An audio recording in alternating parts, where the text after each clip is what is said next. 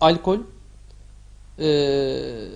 bütün dünya toplumlarında olduğu gibi maalesef ki bizim de toplumumuzda çok önemli bir sorunu teşkil ediyor. Dünyada her yıl 15-29 yaş aralığındaki 320 bin insan alkolden dolayı hayatını kaybediyor. Bu şu demektir, biz 15 ila 29 yaş arasındaki gençlerimizden her gün 800-900 civarındaki gencimizi alkolden dolayı kaybediyoruz. Yine bu sadece 15 ila 29 yaş arasındaki grubu ifade ediyor. Alkolle bağlı nedenlerden dolayı her yıl 2,5 milyon civarında insan dünyada hayatını kaybediyor. Bu birçok savaşın, yani onlarca savaşın doğurduğu sonuçtan daha tehlikeli, daha vahim bir sonucu karşımıza çıkartmış oluyor.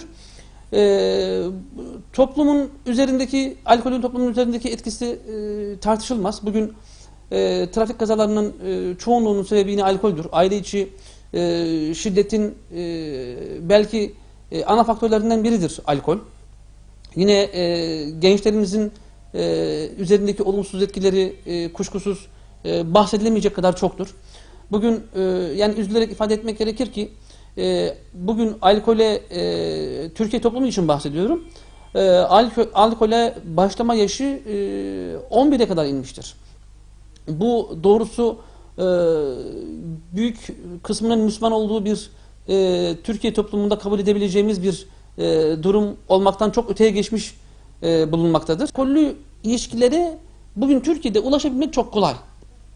Oysa yani pazarlama ve ulaşılabilirlik noktasında diğer ticari ürünlerden farklı bir muameleye tabi tutulması gerekiyor alkollü içeceklerin.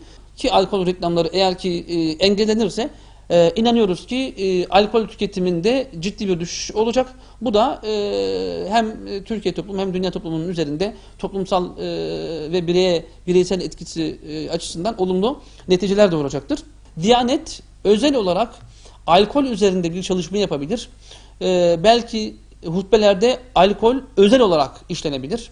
Ve Diyanet'in bu konuda yapacağı adımlar ülkemiz toplumun üzerindeki etkisi belirleyici olabilir. İslami hassasiyete sahip STK'ların alkole karşı mücadelede daha fazla rol üstlenmesi gerektiğine inanıyorum.